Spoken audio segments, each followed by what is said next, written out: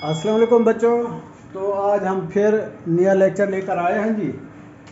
ये चैप्टर हम पढ़ रहे हैं जी सेट्स, जिस तरह आप देख रहे हैं। तो इस की एक्सरसाइज नंबर 1 के 2 क्वेश्चन हमने पहले कर लिए थे। अब हम देख रहे हैं कि क्वेश्चन नंबर 3, 4, 5। सबसे पहले देखें जी क्वेश्चन नंबर 3 में if A is equal to 2, 4, 6, 8, B is equal to 1, 3, 5, 7, then what will be A union B. अब हमने यूनियन मालूम करना है। मैंने आपको पहले बताया था कि दो सेटों का मजमुआ जो है वो यूनियन कहलाता है, यानी दोनों सेटों के अरकान हम लिख लेंगे। नंबर 1 पे देखें जी हमारे पास ए है, ये इसका सॉल्यूशन आप देखें जी, सॉल्यूशन ऑफ क्वेश्चन नंबर 1। इसका सॉल्यूशन हमने इस चीज का देखना है, ए यूनियन बी। अब सबसे पहले ए के अरकान लिख दें जी। ए के कौन सा है जी? 2 एलिमेंट्स इसके लिखें, 2, 4, 6, 8। आगे यूनियन की है, यहाँ पे यूनियन लिखें जी। आगे फिर बी हमारे पास जो सेट है जी, ए 3, 5, 7। तो यूनियन से क्या मुराद होगा? इसका जो आंसर होगा, यूनियन से मुराद है कि ए और बी दोनों के एलिमेंट्स हम मिला लेंगे। यूनियन होगा अगर इनमें कॉमन हो, जो कॉमन निकालना चाहें तो वो इंटरसेक्शन होगा। क्योंकि ये यूनियन है लिहाजा हम सारे लिखेंगे, पहले तरतीब से लिखेंगे। पहले नंबर पे 1 है जी, यहाँ पे 1 लिखा। फिर यहाँ दूसरे नंबर पे 2 है, 2 लिखा। और तीसरे नंबर पे 3 है, 3 लिखा। और फिर 4 लिखा। फिर जो है ना 5 लिखा। फिर 6 लिखा। और फिर यहाँ पे क्या है जी? 7 है, 7 लिखा जी। और फिर है जी यहाँ पे 8 नंबर लिखा। ये हमारा आंसर है जी। ए यूनियन बी का आंसर क्या है जी? 1, 2, 3, 4, 5, 6, 7 और 8। यूनियन का मतलब क्या हो गया जी? दोनों सेट्स के जो एलिमेंट्स हैं या मेंबर हैं उनको हमने इकट्ठा कर देना है। ये यूनियन जिस तरह हमने इसकी डेफिनेशन पढ़ी थी कि collection of elements of both sets under consideration, जो जेरे गौर हैं उनका जो कलेक्शन बनता है, मजमूआ बनता है, वो क्या कहलाता है? यूनियन। नंबर 1 पे। अच्छा जी,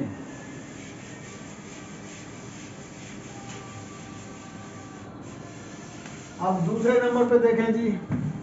दूसरे नंबर पर हमारे पास है जी ए, वो है जी 3, 6, 9।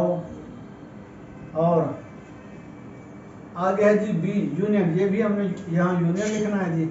अब आगे आपकी मर्जी, ये वाली अलामत लिखें या खाली सेट लिख दें, आपकी मर्जी है।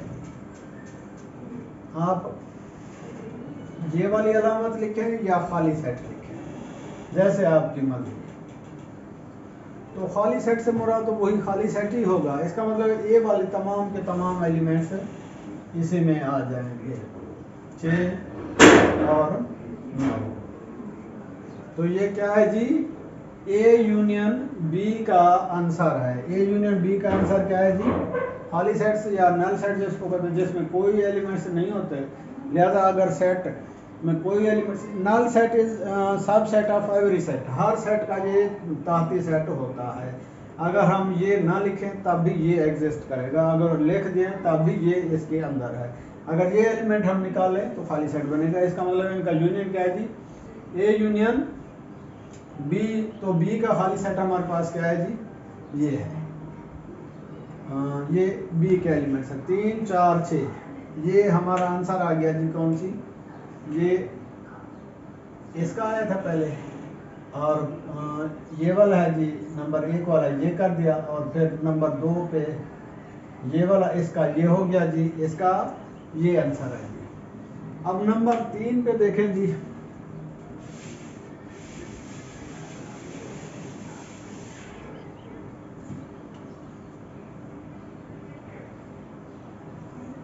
टी तका तो इंटरसेक्शन एस था मेरा ख्याल है, T intersection S.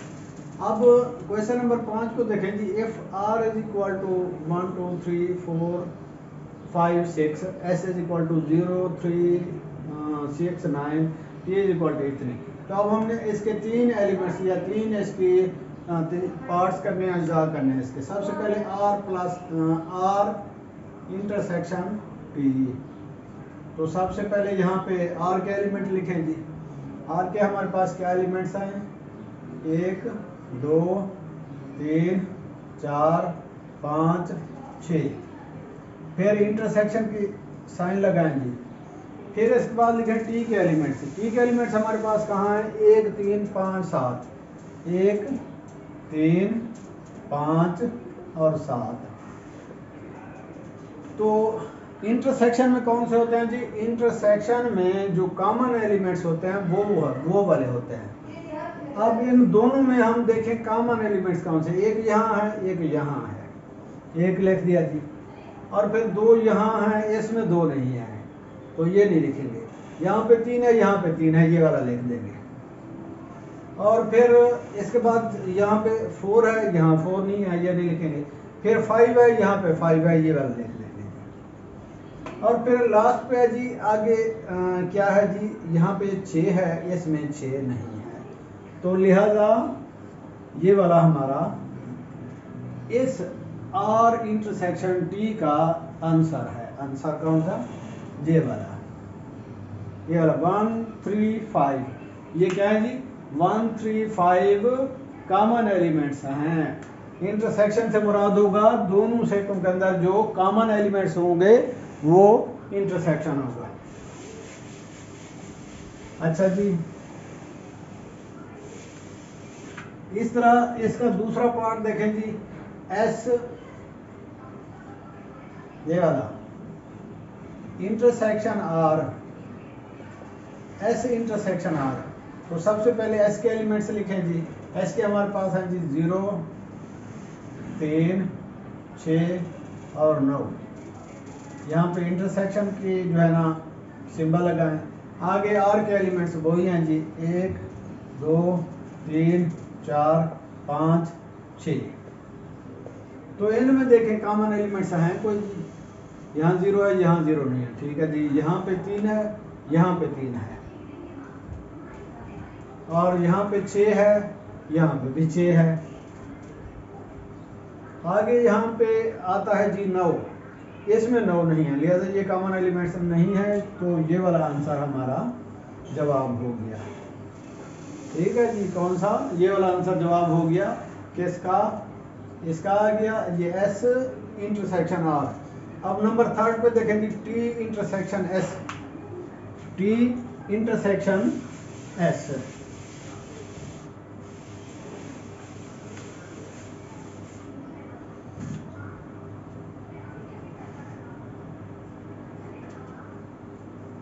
T intersection S.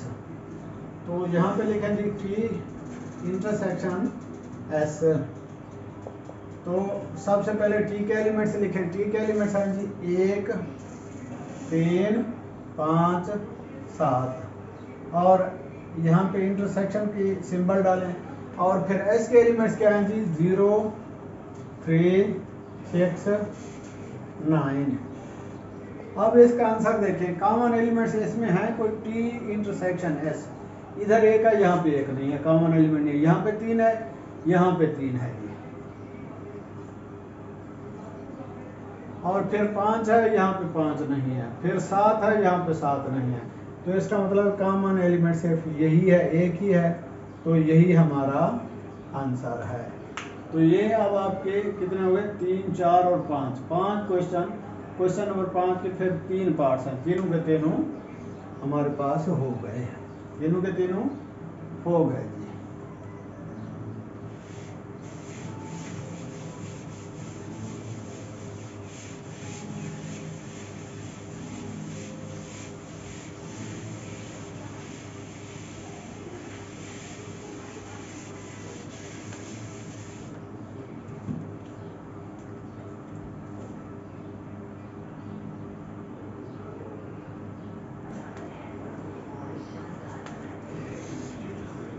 हाँ तो बच्चों हमारा नेक्स्ट क्वेश्चन है कि 5 तक तो वो हो गए हैं, छठा क्वेश्चन और 7वां क्वेश्चन ये थोड़े से लंबे हैं, ये बाद में कर लेंगे, पहले जो इजी क्वेश्चन है हम वो कर रहे हैं। अब देखें जी क्वेश्चन नंबर 8 है, इसके 4 पार्ट्स हैं, 4 अज्जा हैं। हमारे पास ए दिया गया जी 0 2 4 8 6 8 और बी इज इक्वल टू 1 3 5 7 9। तो सबसे पहले ए यूनियन बी नंबर 1 पे बी थी, ए यूनियन बी। यूनियन से मुराद मैंने आपको पहले बताया कि दोनों सेटों के अरकान का मजमूआ यूनियन कहलाता है। तो इज इक्वल टू सबसे पहले ए वाले अरकान लिखेंगे, वो है 0 2 4 6 8। यहाँ पे फिर यूनियन की सिंबल डालेंगे। आगे फिर बी के एलिमेंट्स हैं हमारे पास जी 1 3 5 7 9। अब इनका मजमुआ क्या बनेगा जी, ए यूनियन बी इन सब का मजमुआ बनेगा जी। ये यहाँ पे पॉइंट 0 है, यहाँ पे 0 लिखें जी। यूनियन में हम ये कहते हैं कि सारे के सारे एलिमेंट्स, लेकिन ये है कि डबल नहीं लिखते, सारे के सारे लिखते वही हैं। फिर हमारे पास यहाँ 1 है, तरतीब दे देंगे, फिर 2 है जी, फिर 3 है जी, फिर 4 है यहाँ, और फिर 5 है जी, फिर 6 है जी, फिर 7 है जी यहाँ पे, फिर यहाँ पे 8 है जी, और फिर यहाँ पे 9 है जी। तो ये हमारा आंसर है जी, कौन किसका, ए यूनियन बी का, ये वाला हमारा आंसर है। 0 1 2 3 4 5 6 7 8 9 ये कॉम्बिनेशन ऑफ एलिमेंट्स है। यूनियन में क्या होता है, एलिमेंट्स का कॉम्बिनेशन होता है। नंबर 2 पे देखें जी, ए इंटरसेक्शन बी। दूसरे पार्ट में क्या है जी, ए इंटरसेक्शन बी। यूनियन की अलामत यू, ऊपर की तरह यू होता है, तो इंटरसेक्शन की जो है ना सिंबल वो एन की तरह होती है। तो सबसे ए लिखें जी, वही एलिमेंट्स ऊपर और लिखें 2, ठीक है जी, 4 6 और 8। आगे यहाँ पे वही इंटरसेक्शन की सिंबल डालने हैं, 1 3 5 7 9। और इसमें देखते हैं जी इनमें कोई मुश्तरक है या नहीं है। इंटरसेक्शन में क्या, यहाँ 0 है, यहाँ 0 है, नहीं है। और यहाँ पे क्या है जी, 2 है, यहाँ है, नहीं है। यहाँ पे 4 है, यहाँ है, नहीं है। यहाँ पे 6 है, यहाँ है, नहीं है। यहाँ पे 8 है, यहाँ पे 8 नहीं है। तो इसका मतलब है ए इंटरसेक्शन बी, इसमें कोई भी क्या है, एलिमेंट्स कॉमन नहीं है, लिहाजा इसका आंसर क्या होगा, नल सेट। नल सेट या एम्प्टी सेट, नल सेट या empty set. Number third part इसका देखें जी, ए difference B. A difference B, इसको इस तरह भी लिखते हैं, ए डिफरेंस बी, यूं भी इसको लिखते हैं। तो सबसे पहले एक एलिमेंट देखेंगे, एक क्या है, 0 2 4 6 8। यहाँ पे डिफरेंस की अलामत डालेंगे। फिर बी के देखेंगे, बी के हमारे कौन से हैं जी, बी के 1 3 5 7 9। इसका मतलब है ये वाले एलिमेंट्स हमने बी में से निकालने हैं, माइनस करने होते हैं, और वो बाकी लिखने हैं जो ए में हैं लेकिन बी में वो मौजूद नहीं है। क्या कौन से एलिमेंट्स लिखने हैं, ए के एलिमेंट्स में से बी के निकाल लेने हैं, तो जो ए के बाकी बचते हैं वो लिखने हैं। तो आप देखें यहाँ 0 है, यहाँ 1 है, ये एक जैसे एलिमेंट्स, माइनस तो तब होते हैं ना, एक जैसे एलिमेंट्स होते हैं। तो यहाँ पे 0 है, 2 है, 4 है, 6 है, 8 है। तो यहाँ पे एक ये जोफ्ता आदाद है और ये ताक आदाद है, ये पहले 5 4 जोफ्ता है और एक 0 है। तो लिहाजा ये पहले वाला सारा एलिमेंट्स फार का डिफरेंस वो ही होगा, 2 4 6 और 8। ये वाला आंसर है जी, ये किसका, ए डिफरेंस बी का, यानी ए में से बी के सारे एलिमेंट्स निकाल लिए, जबकि ए में कोई भी ऐसा एलिमेंट्स नहीं है जो बी में मौजूद हो। या ए के ऐसे एलिमेंट्स नहीं है जो बी के एलिमेंट्स के मुताबिकत करते हूँ या उन जैसे हूँ ताकि वो निकाल, लिहाजा ए फर्क बी, तो वही आ गया कि ए डिफरेंस बी, तो वही ए ही जवाब आएगा। डिफरेंस में जो होता है कि हम बी वाले या दूसरे सेट वाले एलिमेंट्स पहले सेट वाले से निकाल लेते हैं और जो बाकी बचते हैं पहले सेट वाले एलिमेंट्स वो लिखते हैं। इसमें तो हैं ही सारे के सारे वो जो इसमें है नहीं, लिहाजा इसका मतलब है इसका डिफरेंस कौन सा आएगा, कोई ए सेट। तो बी डिफरेंस ए जी देखें, बी डिफरेंस ए नंबर 4 पे देखें, फिर हमारे पास बी आ गया जी, बी डिफरेंस ए, इसको यूं भी लिख सकते हैं या बी डिफरेंस ए। तो बी वाले एलिमेंट्स कौन से हैं जी, 1 3 5 7 और 9।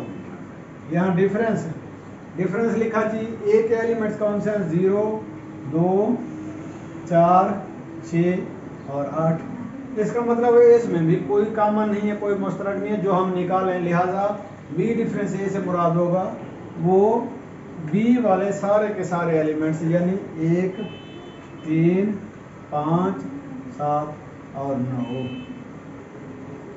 इसका ये आंसर हो गया। इन दोनों एग्जाम्पल से आपने देख लिया कि अगर सेट में कॉमन एलिमेंट्स नहीं हैं तो डिफरेंस की सूरत में पहले वाला सेट वो वही लिख दिया जाता है, और दोनों तरह, यानी अगर ए डिफरेंस बी है तो कॉमन एलिमेंट्स नहीं है तो ए वाला जो होगा वो सारे का सारा डिफरेंस होगा, और बी डिफरेंस ए में अगर कोई कॉमन नहीं है तो सारे का सारा जो डिफरेंस होगा वो बी वाला सेट वही वैसे का वैसे लिखा हुआ है। ये तो हमारे क्वेश्चन नंबर 8 के जी ये है।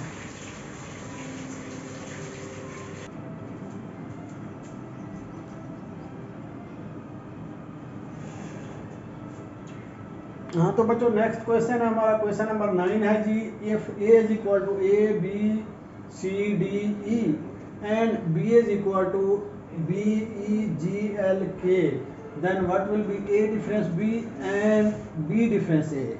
दो पार्ट्स हैं जी इसके, पहले पार्ट्स पे ए डिफरेंस बी, या इसको आप इस तरह भी लिख सकते हैं ए डिफरेंस बी। तो सबसे पहले ए वाले एलिमेंट्स लिखेंगे वो हैं जी A B C D E difference, उसके बाद है G B E G L और के।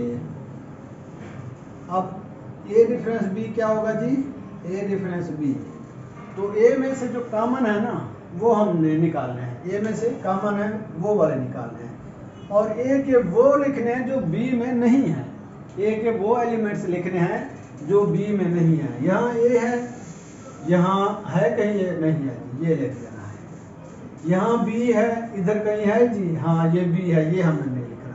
फिर आगे क्या लिखा है जी, सी, ठीक है ये लिखना है।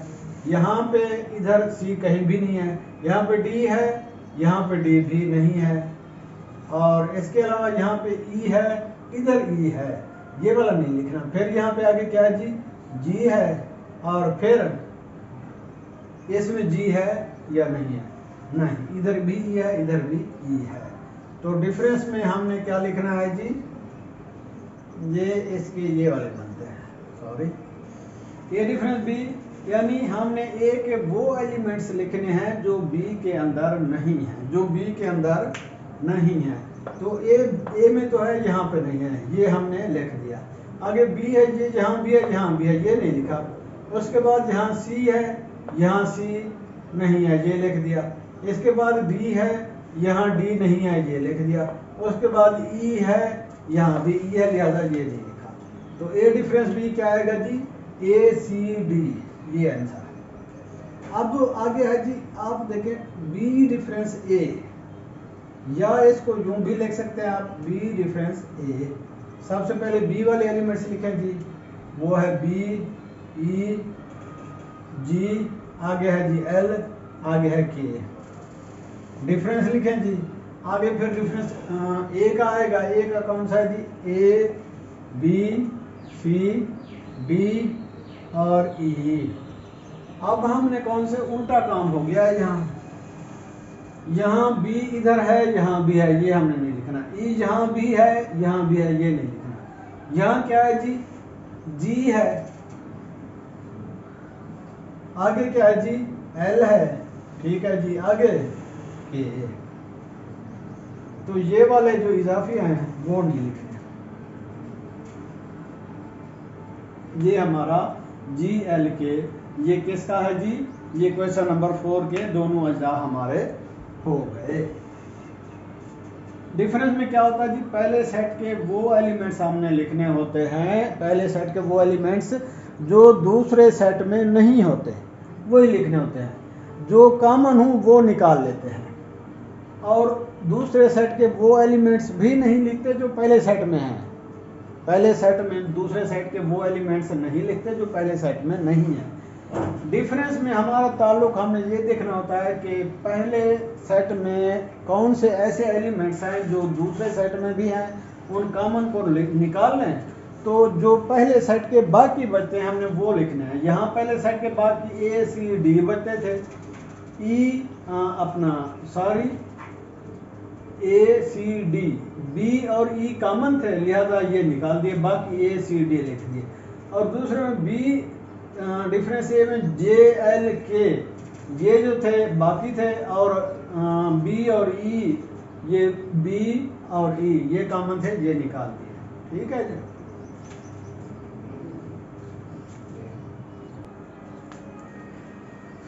हाँ तो बच्चों नेक्स्ट क्वेश्चन है हमारे जी, क्वेश्चन नंबर 10 है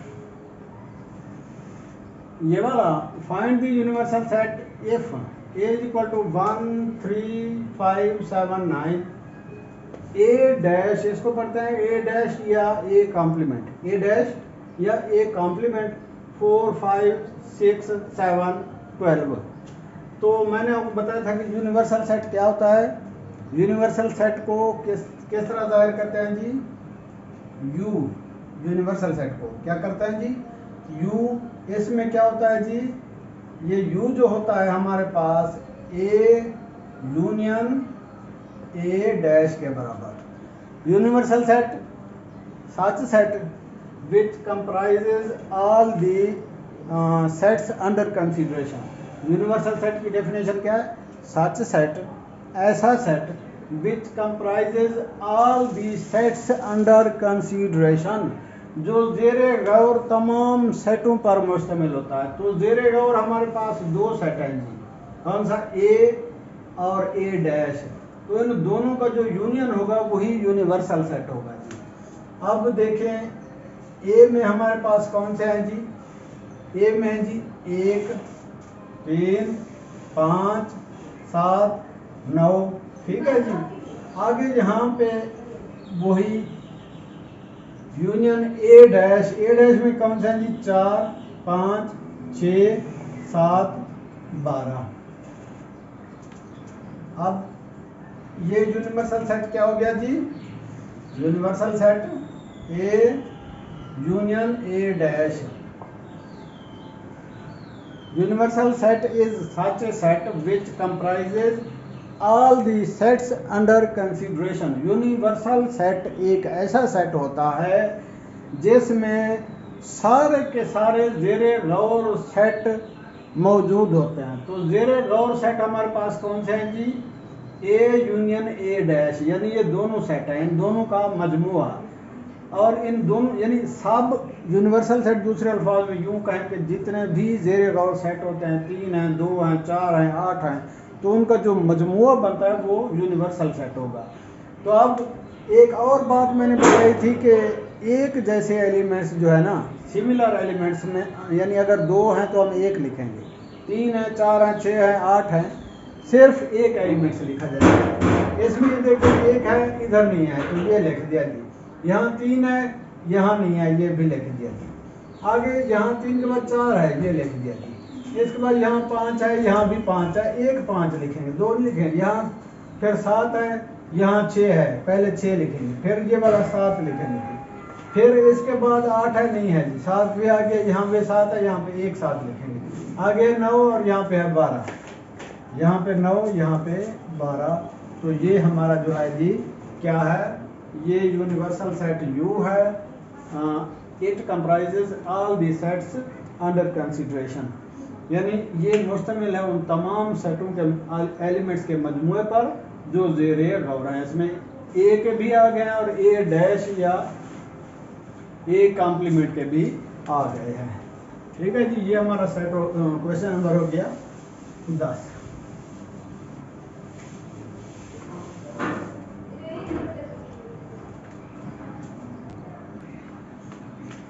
हाँ तो बच्चों हमारे पास क्वेश्चन नंबर 11 है जी। If A is equal to 1 3 5 7 9, B is equal to 2 4 6 8 10 and C is equal to 3 6 12 18 21, then find the following property of intersection. Find the following commutative property of intersection. Commutative property of intersection, मैंने आपको बताया था कि इसको कहते हैं खासियत मुबादला।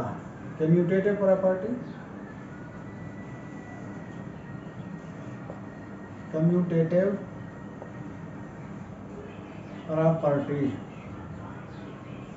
इसको कहते हैं जी उर्दू में खासियत मुबादला। मुबादला तब्दील करने को कहते हैं जी अदल बदल करना, यानी इसमें देखें हमने सेट्स की जगहें बदल दी हैं, सेट्स की क्या जगहें बदल दी हैं, और हम देखते हैं कि जगह तब्दील करने से आंसर पर कोई फ़र्क पड़ता है। जगह तब्दील करने से कम्यूटेटिव प्रॉपर्टी में आंसर पर कोई फ़र्क नहीं पड़ता। तो यही हमने साबित करना है। 3 सेट हमारे पास दिए हुए हैं और कम्यूटेटिव प्रॉपर्टी 2 सेटों के दरमियान होती है, तो इसका मतलब है 3 × 2 कितने हो गए जी 6। इसके 6 पॉइंट्स बने हैं।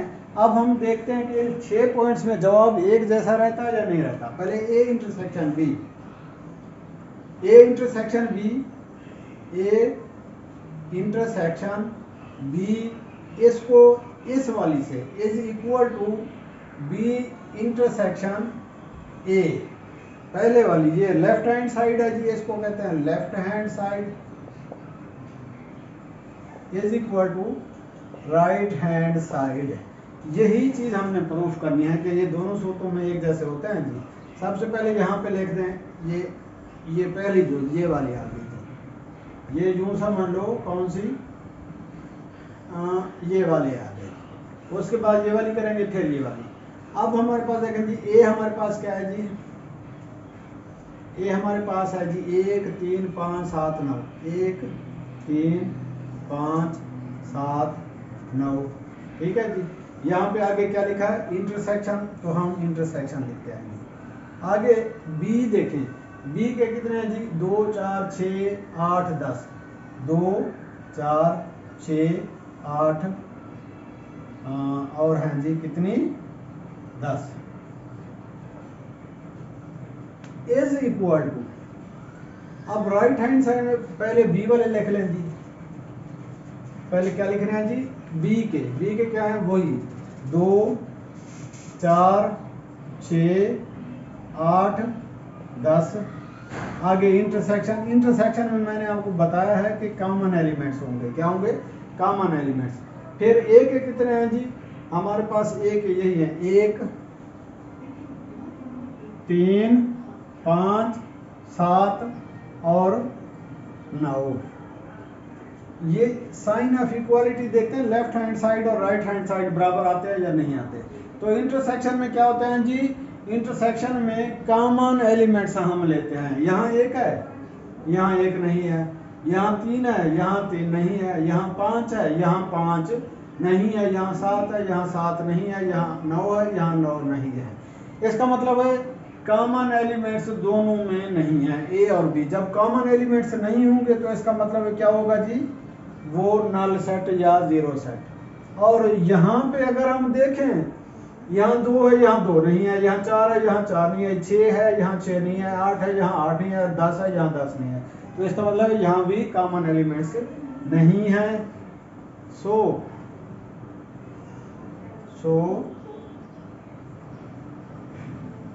10 proved right hand side left hand side is equal to right hand side. This is the commutative property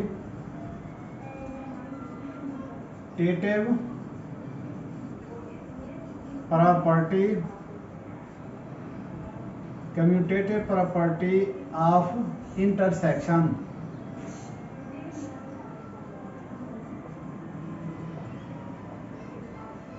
commutative property of intersection.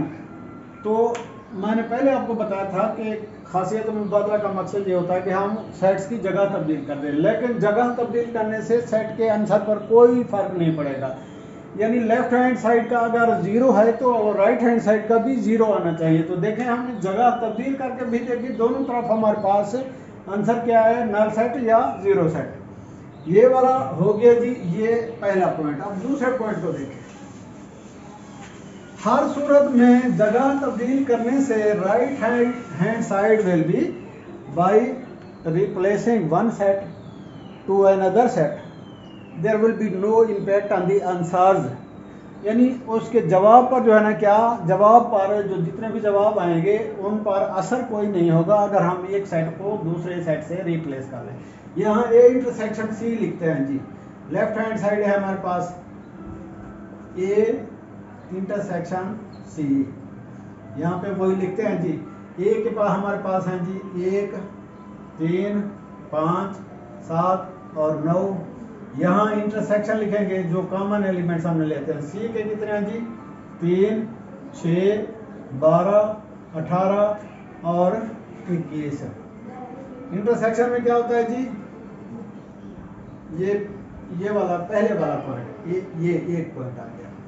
अच्छा जी, इसका आंसर क्या आएगा, एलिमेंट्स कॉमन जो होंगे। यहाँ पे 1 है, इधर है नहीं है जी। यहाँ पे 3 है, यहाँ पे 3 है, 1 लिख दिया। यहाँ पे 5 है, यहाँ पे 5 नहीं है। यहाँ पे 7 है, यहाँ पे 7 नहीं है। फिर यहाँ पे 9 है, यहाँ पे 9 है, बिल्कुल नहीं है। 3 6 12 18 21 है। तो इसका मतलब है कि कॉमन सेट क्या है, कॉमन एलिमेंट्स ए इंटरसेक्शन, ये पहला आ गया जी। ये वाला दूसरा सी intersection A, C intersection A, पहले ए इंटरसेक्शन सी था, अब सी इंटरसेक्शन ए। सी के देखें जी 3 6 12 18 और 21 इंटरसेक्शन लिखा। और फिर जो है ना ए के लिखें जी 1 3 5 7 और फिर 9।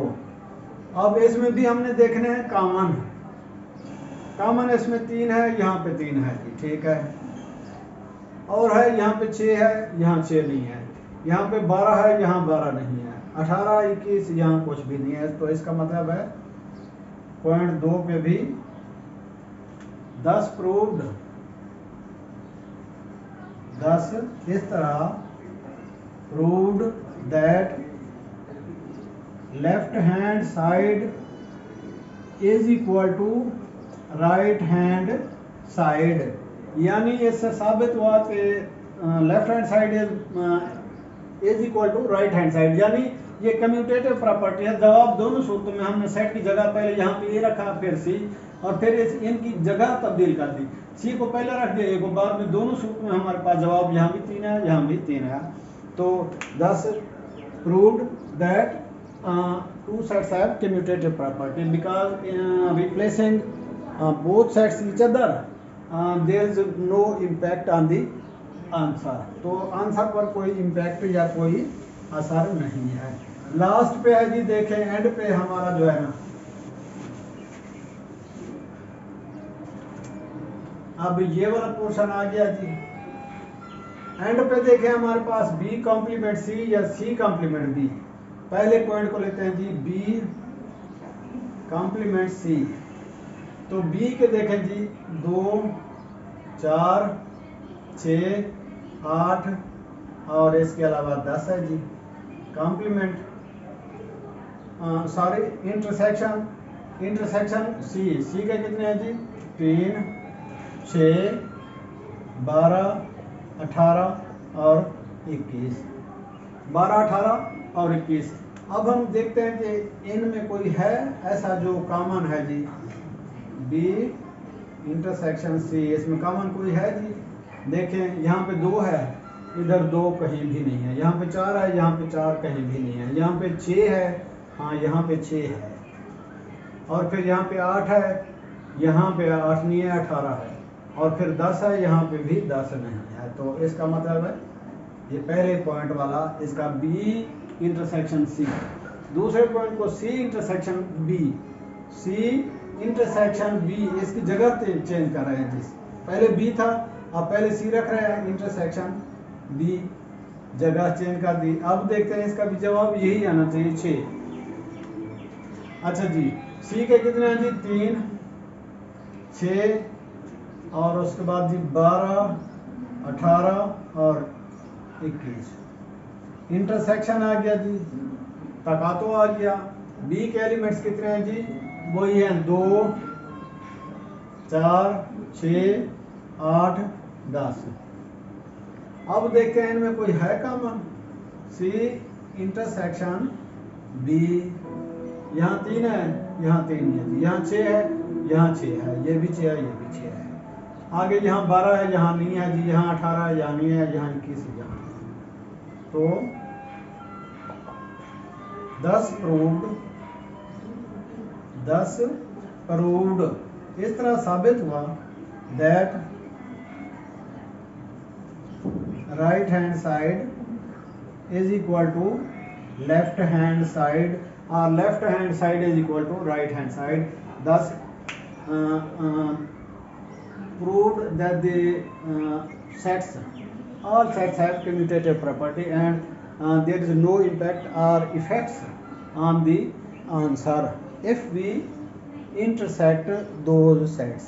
If we take intersection of both sets then there is no impact on the answer. जवाब पर कोई भी असर नहीं है अगर हम उनको क्या है उनका इंटरसेक्शन या उनका कॉमन लेते हैं। तो चलो जी, आज यहाँ तक काफ़ी है जी, क्वेश्चन नंबर 11 तक। इंशाल्लाह कल हम इस एक्सरसाइज को कंप्लीट करेंगे और आगे MCQs होंगे वो भी कोशिश करेंगे कंप्लीट करेंगे। जो 2 क्वेश्चन रह गए हैं, बल्कि 2 या 1 क्वेश्चन रह गया है और उसके अज्जा काफ़ी सारे हैं, तो इंशाल्लाह कोशिश करें ताकि कल पूरा चैप्टर तमाम हो जाए। तो इस तरह हमारा चैप्टर तमाम हो जाएगा। और अगर आपको हमारी वीडियो पसंद आई तो इसे लाइक भी कीजिए, शेयर भी कीजिए और साथ साथ हमारे चैनल को सब्सक्राइब करना भी मत भूलिए। तो अगले लेक्चर तक के लिए हम आपसे इजाज़त लेते हैं। अल्लाह हाफिज़।